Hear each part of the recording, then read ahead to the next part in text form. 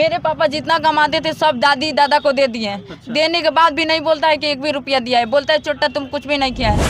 अगर इंसानियत सबके अंदर जिंदा है तो मुझे इंसाफ चाहिए, क्योंकि मेरा दुनिया उजड़ गया। जो थे मेरे पापा थे, हम ही इनके बड़े बेटे हैं। हम लोग के लिए एक भी रुपया नहीं रखे थे। मेरे अंकल शराब भी बेचते थे, जो मारे हैं उनका नाम है चंद्रभान तिवारी। जब ये पूछने गए दादी से कि क्यों बोल रही हो, तो वो बातों में दादा दादी फंसा के और पीछे से अपने छोटे बेटे चंद्रभान तिवारी से रॉड से मार दिया। मारने के उपरांत पापा जब मेरे गिर गए तो उन लोग को लगा कि मेरे पापा डेथ कर गए, तो चंद्रभान तिवारी, सुभाष तिवारी की पत्नी किशुन देवी, तीनों फरार हो गए। घर पहुंचते पहुंचते मेरी दादी फिर से मारपीट करने का गाली गलौज करने लगी। और रात को फिर दारू पी के, मेरे पापा तो बेहोश पड़े थे, हम लोग कुछ कर नहीं सकते थे लोग। फिर रात को आया हम लोग से मारपीट करने। नहीं, हम लोग हथुआ थाना से संतुष्ट नहीं है लोग, नहीं है लोग। हम फोन किए तब भी नहीं आया लोग। 3 दिन तक कोई सुनवाई नहीं हुआ था। 3 दिन के उपरांत अगर वो घूम रहा था ऐसे हम लोग को मार देता तो हम लोग क्या करते लोग। मैं हूँ गोपालगंज के सदर अस्पताल में और यहाँ पे आप देख सकते हैं एक तस्वीर है। एक व्यक्ति की अभी इलाज के दौरान जो है मृत्यु हुई है। मारपीट का मामला था। चलिए जानने की कोशिश करते हैं कि क्या कुछ मामला था, कब का मामला है, किस तरह से ये घटना हुई है। नाम बताइए अपना। श्वेता कुमारी। ये कितने तारीख की घटना है? 19 तारीख के रात को 12 बजे। अच्छा, क्या हुआ था, मामला क्या है, बताइए साहब। दादी मुझे गाली दी थी। पापा 4 बजे शाम को 19 तारीख को बाहर से आए। ये पूछने गए कि मतलब क्यों मेरी बेटी को ऐसे बोल रही हो। और उसके उपरांत मेरे अंकल शराब भी बेचते थे, जो मारे हैं उनका नाम है चंद्रभान तिवारी। जब ये पूछने गए दादी से कि क्यों बोल रही हो, तो वो बातों में दादा दादी फंसा के और पीछे से अपने छोटे बेटे चंद्रभान तिवारी से रॉड से मार दिया। मारने के उपरांत पापा जब मेरे गिर गए तो उन लोग को लगा कि मेरे पापा डेथ कर गए, तो चंद्रभान तिवारी, सुभाष तिवारी की पत्नी किशुन देवी, तीनों फरार हो गए।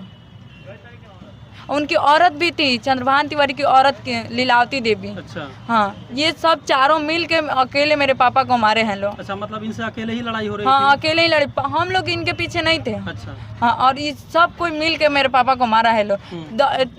20 तारीख से हम लोग लेके सिवान भर्ती थे लोग।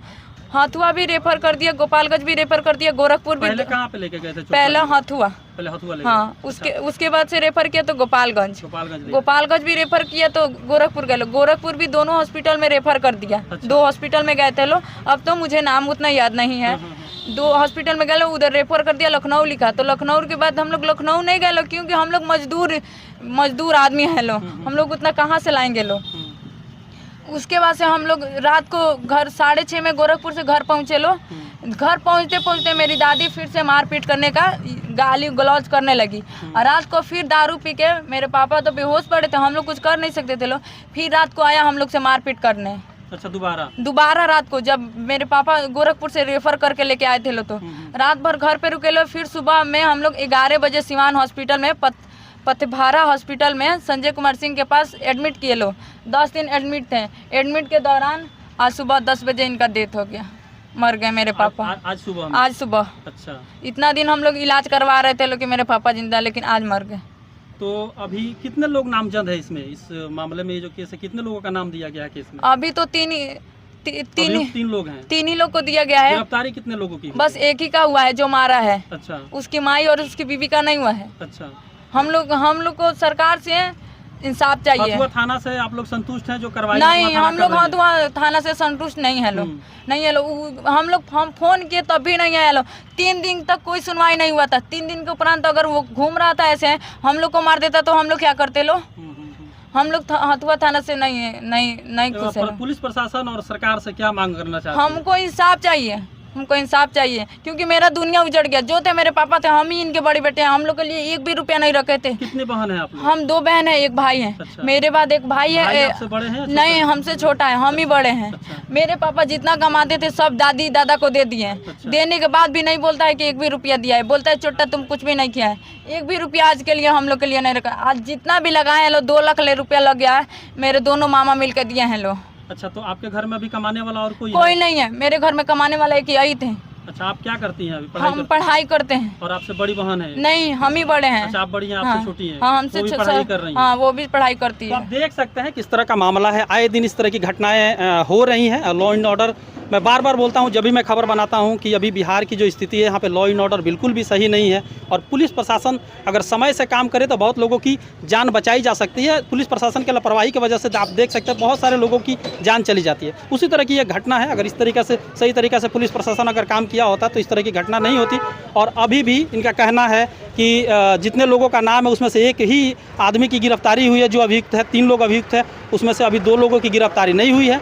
जिनकी गिरफ्तारी हुई है वो अभी जेल में है, और पुलिस प्रशासन से इनका मांग है कि मुझे न्याय मिलना चाहिए। कमाने वाला भी इनके घर में कोई नहीं है, इनका घर तो बिल्कुल भी उजड़ गया है, पढ़ने वाले बच्चे हैं। हम लोग का इंसाफ चाहिए, हम लोग का दुनिया खत्म हो गया। हम लोग तो 9 साल से अलग भी थे, एक ही घर में थे, तो क्या हुआ, हम लोग भूखे सूझ जाते थे लेकिन किसी से कुछ मांगने नहीं जाते थे। पापा नहीं कमाते थे तो पापा मेरे 3 साल से घर पे बैठे थे विदेश से आने के बाद, और 5 मंथ के लिए गए थे बाहर। उसके उपरांत आए थे घूमने के लिए 10 दिन के लिए, दादी से पूछने के लिए कि क्यों मेरी बेटी को ऐसा बोल रही हो। और आने के बाद सबसे पहले वो लोग प्लानिंग किया था, लोग आ रहा है तो ऐसे करेंगे लो, और मार डाला लो मेरे पापा को। हम लोग कैसे रहेंगे लो?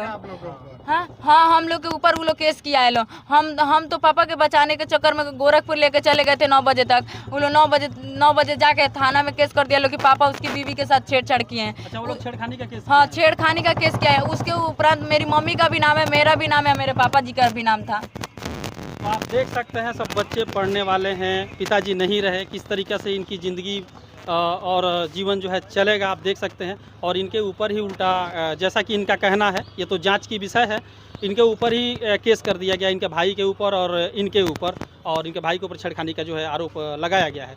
तो आप देख सकते हैं जी। माँ भी है। अच्छा, मतलब केस जो हुआ है उसमें छेड़खानी और मारपीट दोनों का होगा ना, तभी? हाँ, शायद हम लोगों को ठीक से पता नहीं है लेकिन केस किया है लो। हाँ। केस किया है लो, नाम हम लोग का है, 3 आदमी का कंफर्म है, मम्मी का, मेरा और मेरे पापा जी का जी। हाँ। और हम लोग को तो पुलिस कोई सुनवाई नहीं, क्योंकि बड़ी जो मजबूत रहता है उसके साथ ही सब कोई रहता है। मेरे तरफ से कोई नहीं है, मेरे रिलेशन वाले कोई भी नहीं है, हम लोग अकेले हैं लो। एक सबसे बड़ी हमें, मेरे बाद मेरा भाई है, मेरी बहन तो छोटी है, सबसे छोटी। हम लोग का 3 आदमी का गुजारा कैसे होगा? हमको इंसाफ चाहिए, सबसे इंसाफ चाहिए। अगर इंसानियत सबके अंदर जिंदा है तो मुझे इंसाफ चाहिए। चलिए, तो आप देख सकते हैं इसी तरह के तमाम खबरों के लिए आप बने रहिए हमारे साथ। यदि यूट्यूब पे देख रहे हैं तो हमारे चैनल को सब्सक्राइब कीजिए, और यदि फेसबुक पेज पे देख रहे हैं तो हमारे पेज को लाइक और फॉलो कीजिए, साथ में कमेंट कीजिए, और ज़्यादा से ज़्यादा शेयर कीजिए, ताकि ये मैसेज जो है ज़्यादा से ज़्यादा शेयर भी कीजिए इसको, और कमेंट भी करिए कि हमारा प्रयास कैसा रहा। अभी तक के लिए बस इतना ही, धन्यवाद।